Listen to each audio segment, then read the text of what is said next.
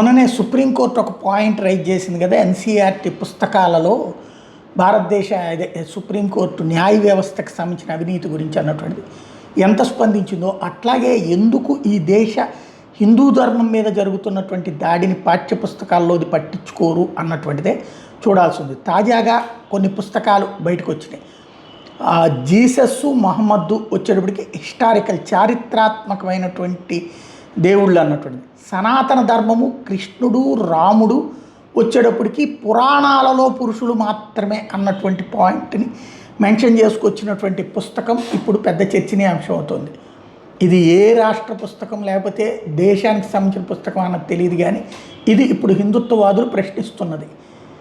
చివరికి హిందూ ధర్మాన్ని హిందూ దేశంలోనే ఎలా అవమానిస్తున్నారు, అన్యమతస్థులకు సంబంధించి ఎట్లా ప్రమోట్ చేస్తున్నారు అన్నటువంటిది.